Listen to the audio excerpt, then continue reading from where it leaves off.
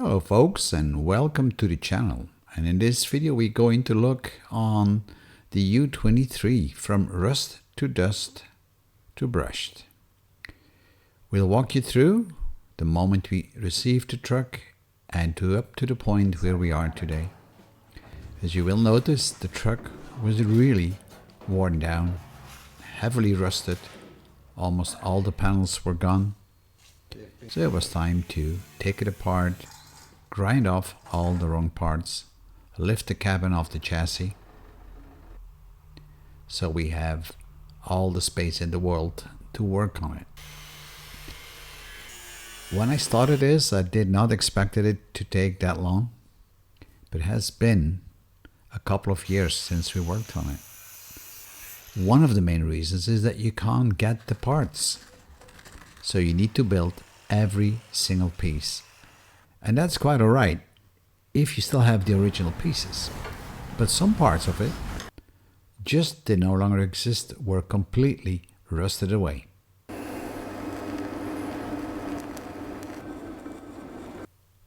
Building the different boxes to hold the chassis or the cabin to the chassis was quite an undertaking. And here you see me building that complete rear rail that was completely rusted away in the back of the cabin. So we had to start from scratch with new bare metal. And by the way, you can see all this on my YouTube channel in all different episodes on Old Rusty. I do like to paint the parts that I just welded up, not to have it as a final paint, but at least to protect it, because I knew it would take years before I would be able to do the final paint job. And here you see me finishing up that rear panel that was completely rusted away.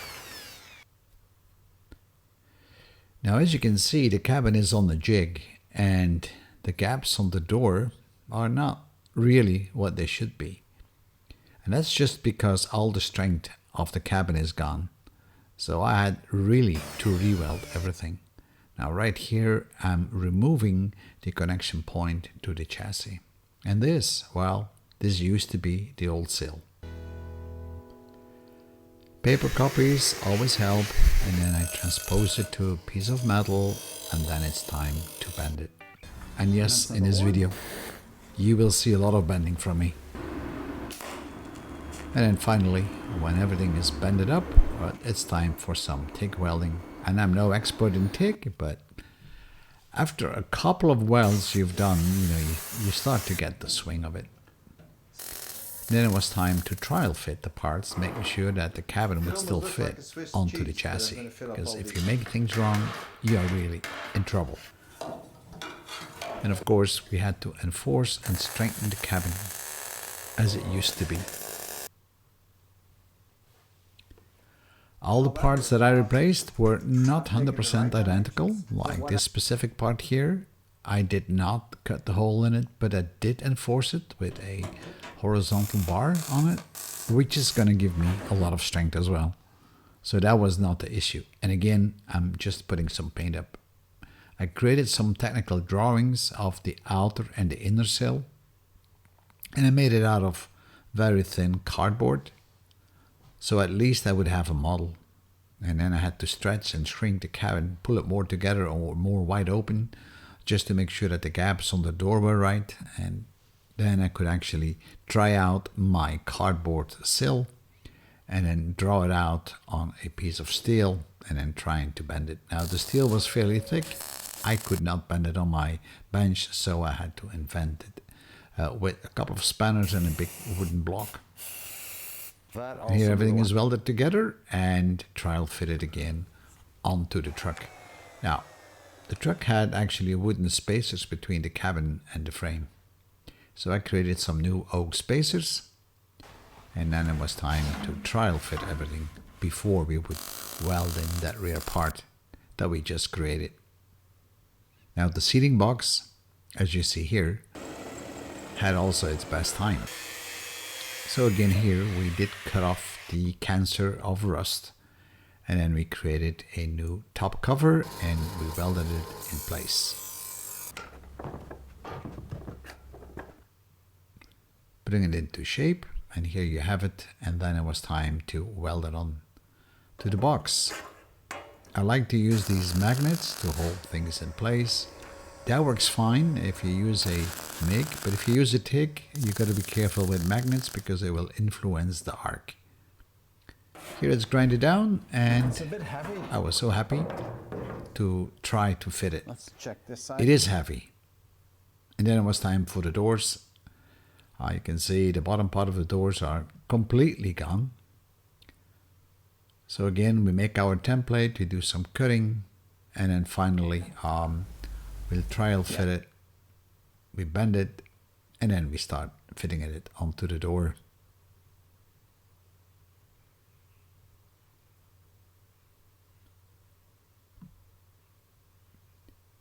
I always weld in little stitches, and then I keep filling them up in between so I don't deform the metal too much.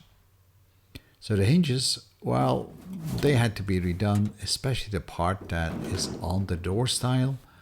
We had to re-weld these things, and you'll see that later. And here I'm preparing the lower part of the door. A long process. Now remember, I had to do 2 doors, but I won't show you both. So I'm cutting off the old piece, and you can already see on the bottom I already have the underside done, and here I'm just putting up the front side, and I'm going to bend over this edge with a dolly and a lot of knocking. And then it was time for that little curve. I wasn't too sure on how to do it, so I just did cut a few cuts in it, and then I knocked it over, but it turned out to be all right. So here we are back to the hinges, and I couldn't get the bolts out, so I had to heat them up, and at the end I had to grind them out and drill them out. So here goes that bad piece of metal, which was really having holes, and I cleaned up the back side, which you don't show here, and then I welded in a new piece. This is on the door itself. We did exactly the same job. We welded in a new piece, and now it was time for the outer sill. Now that was something. On it, like so. It was rather complex to create that one. So I started with rolling a sheet metal so I could get at least that curve.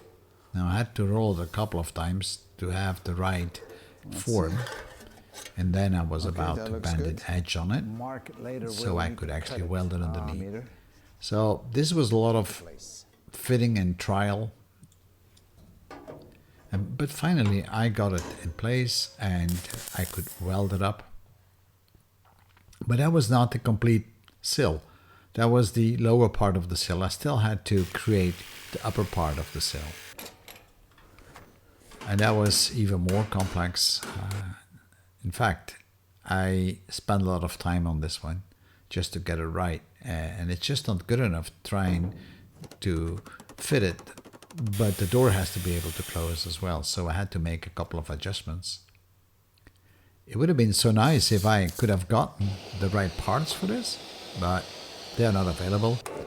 The seams at the end, I did use some solder like in the old days to make it real nice and smooth. And then it was time for the front part of the truck, basically the lower part on the side of the bulkhead.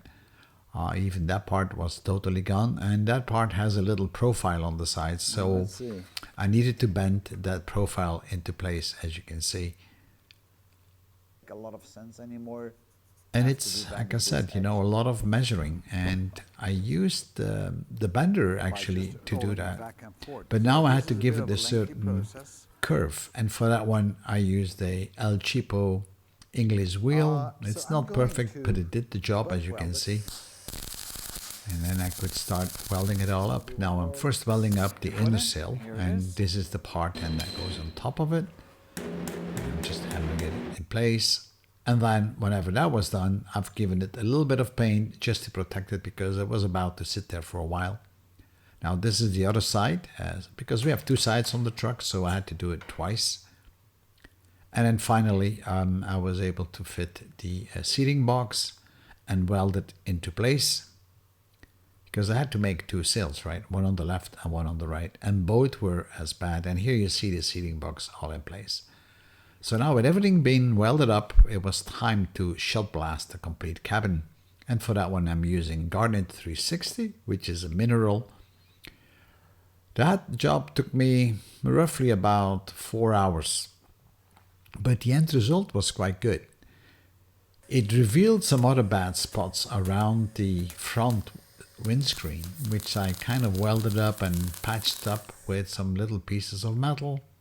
Also the roof we had to work on the sides, and I don't have that video right now. And then we pushed it inside the paint booth, where we're going to give it, first of all, a epoxy coat, because that's going to protect the metal. Once the epoxy coat was on, I then started to using the putty to level out all the uneven areas, and actually using some of these body gummy things like you see right here. So this is a weld I did on the side of the cabin, and I'm just putting up 2 tapes and I'm just brushing it, so that should give it a bit of a professional look. Sanding everything down and double checking how straight it is with the light, and then I sprayed some extra thin polyester on the hard locations. And here you see that cabin inside, and here you see how we created that bead. And now it's time to vacuum clean again and put the base primer up. This is a black primer. That's the good thing about having the 2 colors. You can see exactly where you are and can see that this is starting to look pretty good. In fact, I did like the black part, that dull black paint. I was about to keep it. So here you see that seam that I just showed you before with the brush. So now, well, guess what? Sanding comes back in, and we started to sand down the cabin all over again. Yes, like I said, preparing is most of the work. And here we go, painting the cabin in Bordeaux red. Now this is a base paint coat, so it's a 2-paint system basically. So I'm applying the color, and after that I need to apply the varnish, and that's what you see right here. The cabin completely painted and taken out of the paint booth. I painted the back side of the cabin with chip protection, but also the sills were sprayed with wax inside. In fact, I sprayed all the hollow places just to make sure it's not gonna rust again. But then again, I'm already in my 60s, so I don't think this truck will rust anymore faster than I will rust. Anyway, you see the cabin is done. So now I had to give some attention to the frame itself. We still had the side steps on it that were completely rusted away, and we still had the fenders, and the frame to be taken care of. So here I'm just rebuilding the bottom side of the fenders and the side steps, again using a template. The outriggers that support the side steps had to be rebuilt. And again, it was a lot of cutting and bending. Now this time I had to bend it on the side of my trailer, because I couldn't bend it on my bender because it's too thick. But doesn't matter really. Again, using templates and always double checking if what I made is still the same size as the original part, because I want to stay as close as possible to the original part. And here we go. Now I'm about to bend this entire panel. And again, it was very thick, right? It's about 3 millimeters, I believe. No, 2.5. And I couldn't bend it, so I have given it a small cut, not all the way through, so it's easy to bend, and then I filled it up with welding. Now this is the other side. And here you see the lower side of the fender, which is rotted away. And it's the same on both sides. And now I'm making a new template that we will use to create a filling piece. And here we have the bead roller where I'm rolling the beads, and I'm just putting a little wire on the sides, and that's just a little bit of hammering. There we go. And of course I still have to remove the wire, making sure the angle is right, and then I could actually weld it into place. You know, this is not expensive to do. It's just a lot of work. All you need is some sheet metal. And again, here I've been stitching the metal and then filling up the stitches afterwards. And then it was time for the chassis or the frame. So I dismantled the complete frame. I have lots of videos on how I did that. And I had to repair the frame in one little place only. And here you see that place. I scraped off the grease, and then it was time to degrease the complete frame, applying some degreaser, and then after a while cleaning it with high pressure water. And then I did do the same thing all over again, using my shot blaster to shot blast the entire frame. And once the frame was shot blasted, I used again epoxy paint, just like on the cabin, and painted it with epoxy.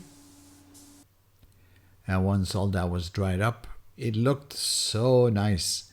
I was quite happy. And then finally I placed the black metal paint on it, and that's it, guys. So